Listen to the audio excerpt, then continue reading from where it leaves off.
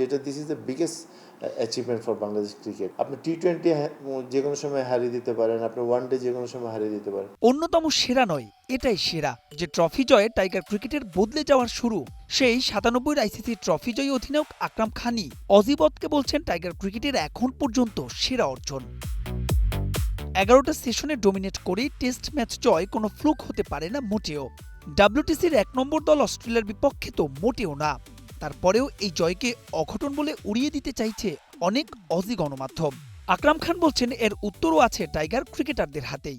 আপসেটের যে কথাটা এরা বলছে সেটাও কিন্তু আপনার একটা ভালো অপরচুনিটি আছে নেক্সট ম্যাচ, আমি সেটাই বলছি। সেটাতে যদি আমরা হারিও সেটা কিন্তু প্রবলেম না, কিন্তু প্রবলেম হলে যদি আমরা ভালো খেলে হারি, আমরা 5 দিন পর্যন্ত গেলাম, মানে আপনার কে জিতবে কে হারবে সেটা কিন্তু শুরুতে বলা যাবে না। তো এইভাবে যদি আমরা ডমিনেট করে খেলতে পারি বা এই ওয়েতে যদি আমরা খেলতে পারি, তাহলে আর নেক্সট টাইম কেউ বলবে না যে একটা হঠাৎ একটা আমরা পারফরমেন্স করেছি। সামনে হাতছানি দিচ্ছে টেস্ট চ্যাম্পিয়নশিপে ফাইনাল খেলার রোমাঞ্চ। তবে দূরের পথে আপাতত কোনো দৃষ্টি নয়, চাই ধারাবাহিকতা ধরে রাখা। আমাদের ভালো একটা অপরচুনিটি আছে, আমরা আপনার ফাইনালও খেলতে পারি যদি আমরা এই ওয়েতে খেলতে পারি। এবং এটার চেয়ে বেশি ইম্পর্টেন্ট হয়েছে যে এখন আগে যেভাবে বাংলাদেশকে যেভাবে সমীহ মানে যেভাবে লাইটলি নিত, এখন কিন্তু ওইভাবে আর লাইটলি নিতে পারবে না, যেহেতু আমরা টেস্টে ভালো করছি।